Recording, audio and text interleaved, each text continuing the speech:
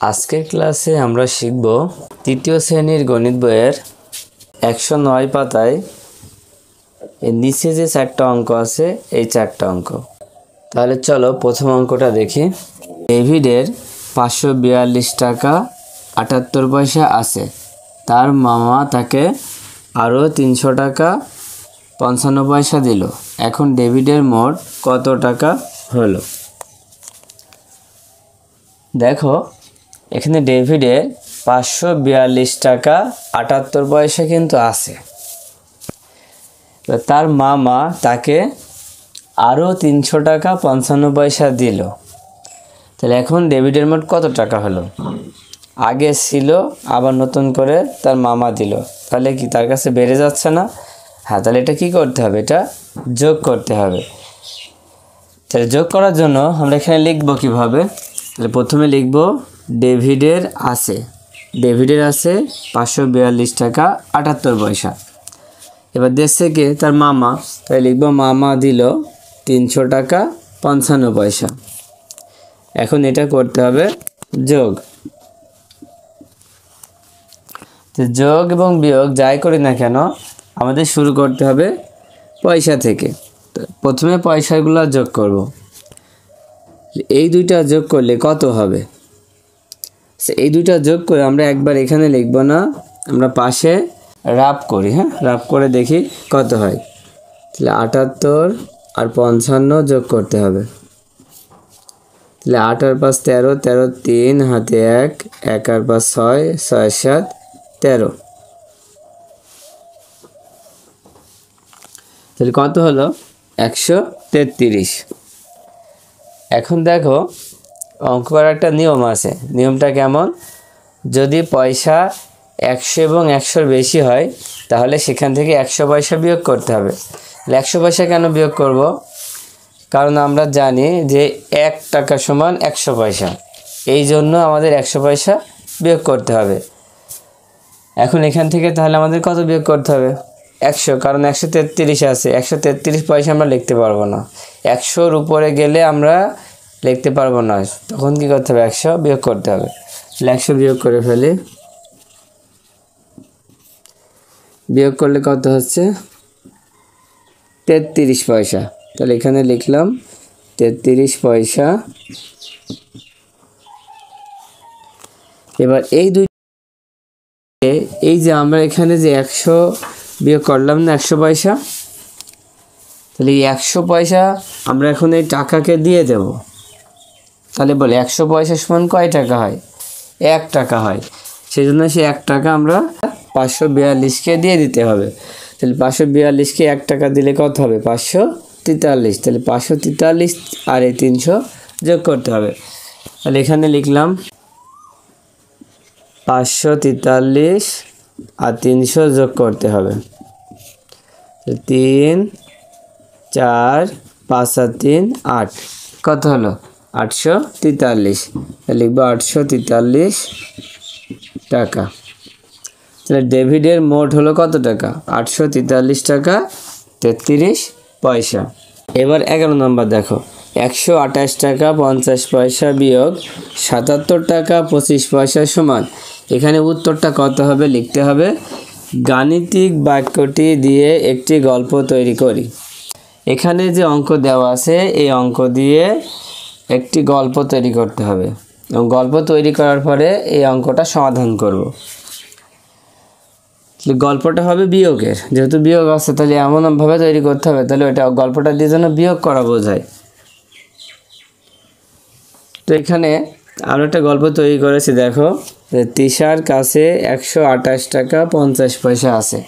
এই যে প্রথমে 128 টাকা 50 পয়সা না, তাই লিখলাম তৃষার কাছে 128 টাকা 50 পয়সা আছে। সে 77 টাকা 25 পয়সা দিয়ে একটি গল্পের বই কিনলো। এই যে 27 টাকা 25 পয়সা, সে 27 টাকা 25 পয়সা দিয়ে একটি গল্পের বই কিনলো। এখন তৃষার কাছে কত টাকা রইল? একটা গল্প তৈরি হয়ে গেল, কারণ এটা দিয়ে বিয়োগ বোঝাচ্ছে। যেহেতু তৃষার কাছে 128 টাকা 50 পয়সা আছে এবং সে ৭৭ টাকা 25 পয়সা দিয়ে একটা গল্পের বই কিনলো, তাহলে বই কিনলে তার কাছ থেকে টাকা কমে যাচ্ছে, তাহলে এটাকে বিয়োগ বোঝাচ্ছে না? হ্যাঁ, এটা বিয়োগ বোঝাচ্ছে। এইভাবে গল্প তৈরি করতে হবে, যে কোনোভাবে বিয়োগ বোঝানো গল্প তৈরি করলেই কিন্তু হয়ে যাবে। আচ্ছা, এবার এইটাই এখন নিচে সমাধান করব। তাহলে অঙ্কটা ছিল কি বিয়োগ, তাহলে বিয়োগ করে ফেলি। তাহলে এটা বিয়োগ করলে কত হবে দেখো, সেই শূন্যকে আমরা কত ধরি 10, তাহলে 10 থেকে 5 বিয়োগ করলে 5, হাতে থাকে 1, সে 1, এই 2 সাথে যোগ করলে 3, তাহলে 5 থেকে 3 বিয়োগ করলে হচ্ছে 2। এবার এইটা বিয়োগ করলে হবে 8 থেকে 7 বিয়োগ করলে হবে 1, আর এখানে উপরে আছে 2, 2কে আমরা কত ধরবো 12, 12 থেকে 7 বিয়োগ করলে 5, হাতে 1, 1 আর 1 মিলে গেলে 22 শূন্য বসে না, তাহলে এখানে উত্তর হচ্ছে 51 টাকা 25 পয়সা। এবার 12 নম্বরটা দেখো, রিয়া 100 টাকা নিয়ে দোকানে গেল, সে 69 টাকা 75 পয়সা দিয়ে একটি বই কিনলো, তার কাছে কত টাকা রইল? তাহলে দেখো, রিয়া 100 টাকা নিয়ে সে দোকানে গেল, কত টাকা? 100 টাকা। সে 69 টাকা 75 পয়সা দিয়ে একটা বই কিনলো, তার কাছে কত টাকা রইল? তার কাছে ছিল 100 টাকা, তাহলে বই কেনার পরে এখন তার কাছে কত টাকা রইল? এটা কি করতে হবে একটু বলো তো তোমরা, কি করতে হবে? হ্যাঁ, এটা বিয়োগ করতে হবে। তাহলে এটা কিভাবে বিয়োগ করব? দেখো, প্রথমে লিখবো কিভাবে, তোমরা তো জানোই বিয়োগ করার ক্ষেত্রে বড়টা উপরে লিখতে হয় আর ছোটোটা নিচে লিখতে হয়। তাহলে এখানে কিন্তু আমাদের 100 টাকা বড়, তাই 100 টাকা কি দোকানে নিয়ে গেল 100 টাকা। এখন যেহেতু টাকা পয়সার অঙ্ক, পয়সা তো নেই, তাই পয়সা না থাকার কারণে এখানে আমরা পয়সা লিখে নিলাম কি 0 পয়সা। ঠিক আছে, বই কিনলো কত টাকা দিয়ে? বই কিনলো 69 টাকা 75 পয়সা। আমরা যোগ এবং বিয়োগ যাই করি না কেন, আমাদের প্রথমে পয়সাটা আগে করতে হবে। তো বিয়োগ করার ক্ষেত্রে উপরেরটা বড় হতে হবে, তাহলে উপরেরটা কি বড় হয়েছে? উপরে কিন্তু বড় নেই, নিচে বড়, তাহলে উপরের এই পয়সাকে বড় বানাতে হলে কি করতে হবে? এই যে এখানে যে 100 টাকা আছে না, এই 100 টাকা থেকে এখানে 1 টাকা ধার নিতে হবে, মানে 1 টাকা পয়সাকে দিয়ে দিতে হবে। তাহলে 1 টাকা পয়সাকে দিলে কত পয়সা হয়? 100 পয়সা হয়। তাহলে 100 টাকা থেকে 1 টাকা পয়সাকে দিয়ে দিলে এখন এখানে কত পয়সা আছে? 100 পয়সা। সেটা আমরা এখানে আলাদা করে লিখি। আর নিচে কত ছিল? 75। এই 75 নিচে লিখে বিয়োগ করে দিতে হবে। বিয়োগ করলে কত হয়? 100 থেকে 75 বিয়োগ করলে এখানে শূন্যকে 10 ধরি, 10 থেকে 5 বিয়োগ করলে 5, হাতে থাকে 1, 1 আর 7 8, এবার 10 থেকে 8 বিয়োগ করলে 2, তাহলে হচ্ছে 25 পয়সা। যখন এইটা বিয়োগ করব, এখানে খেয়াল করতে হবে এই 100 টাকা থেকে 1 টাকা এই পয়সাকে দিয়ে দিয়েছিলাম, তাহলে এখানে আর 100 নেই, এখন 100 কত হয়েছে? 99 হয়েছে। তাহলে 99 থেকে 69 বিয়োগ করতে হবে। 99 থেকে 69 বিয়োগ করি, 99 বিয়োগ 69, 9 9 মিলে গেলে 0, আর 9 থেকে 6 বিয়োগ করলে 3, তাহলে কত হলো? 30। 30 টাকা 25 পয়সা। তাহলে রিয়ার কাছে রইল 30 টাকা 25 পয়সা। উত্তর লেখা যায় 30 টাকা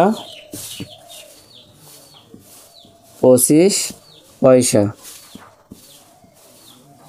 আচ্ছা, এবার 13 নম্বরটা দেখো, রতন 45 টাকা 50 পয়সা দিয়ে একটি চানাচুরের প্যাকেট কিনলো, সে দোকানদারকে 100 টাকা নোট দিল, দোকানদার রতনকে কত টাকা ফেরত দিবে? রতন 45 টাকা 50 পয়সা দিয়ে একটা চানাচুরের প্যাকেট কিনলো, চানাচুরের একটা প্যাকেট কিনলো, এবার সে দোকানদারকে 100 টাকা একটা নোট দিল, দোকানদার তাকে কত টাকা ফেরত দিবে? এটা কি করতে হবে? হ্যাঁ ঠিক, এটাও বিয়োগ করতে হবে। তাহলে বিয়োগটা করে দেখি কত হয়। তাহলে প্রথমে আমরা তুলব কিভাবে?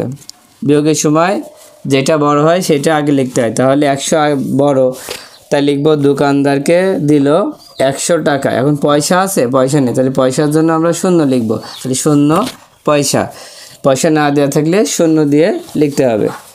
আর চানাচুরের প্যাকেট কিনলো 45 টাকা 50 পয়সা। তাহলে বিয়োগ করার ক্ষেত্রে কি করতে হয়, উপরেরটা বড় বানাতে হয়। তাহলে উপরেরটা তো বড় নেই, বিয়োগ করার ক্ষেত্রে উপরে যে থাকবে সেটা অবশ্যই বড় হতে হবে, কিন্তু এখন আমরা দেখতে পাচ্ছি কি উপরেরটা বড় না, উপরেরটা ছোট। তাহলে বড় বানাতে হলে কি করতে হবে, এখানে যে 100 টাকা আছে না, এই 100 টাকা থেকে এই পয়সাকে 1 টাকা দিয়ে দেব। যখন 1 টাকা দিয়ে দেব তখন এখানে হয়ে যাবে 100 পয়সা, কারণ 1 টাকা সমান 100 পয়সা। তাই 100 এখানে আমরা আলাদা করে লিখলাম, আর নিচে আছে 50, সেই 50 বিয়োগ করে দিলাম। এখানে কিন্তু 100 লেখা যাবে না, এটা আমরা আলাদা করে রাফ করে এখানে বসাবো। তাহলে 100 থেকে 50 বিয়োগ করলে 85 হয়। এখানে লিখব 50 পয়সা।